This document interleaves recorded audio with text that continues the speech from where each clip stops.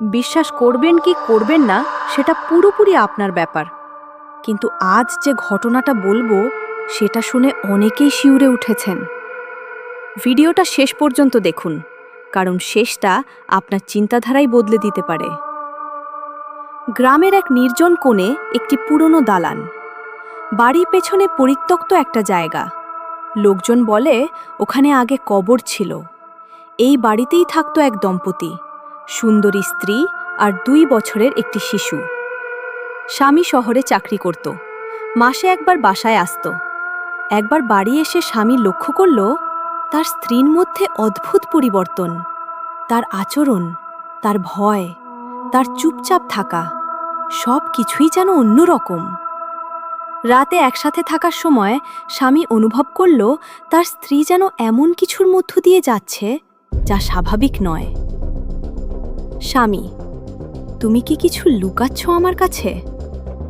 স্ত্রী: আমি কাউকে চিনি না, কিন্তু প্রতি রাতে আমার সাথে কিছু হয়।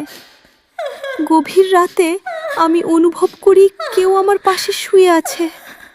আমার শরীর যেন অবশ হয়ে যায়। চিৎকার করতে চাই, কিন্তু পারি না। মনে হয় কেউ আমাকে স্পর্শ করছে, কিন্তু চোখ খুলে কাউকে দেখি না। প্রতিদিন একই ঘটনা। ভয় পেয়ে স্বামী মসজিদের এক হুজুরের কাছে যান। সব শুনে হুজুর বলেন, এটা সাধারণ কিছু নয়। এই বাড়ির পেছনে আগে কবর ছিল। একটা দুষ্ট জিন এখানে বাসা বেঁধেছে, আর তুমি না থাকার সুযোগে তোমার স্ত্রীর উপর প্রভাব ফেলছে। হুজুর কিছু পানি পড়া দেন, দোয়া শিখিয়ে দেন, তাবিজ দেন, বলেন এই বাড়ি ছেড়ে চলে যাও আর নিয়মিত আল্লাহকে স্মরণ করো। স্বামী তার স্ত্রী ও সন্তানকে নিয়ে শহরে চলে যায়।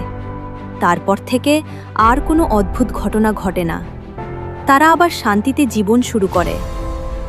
এই পৃথিবীতে এমন অনেক কিছু আছে যা আমরা দেখি না, কিন্তু অনুভব করি।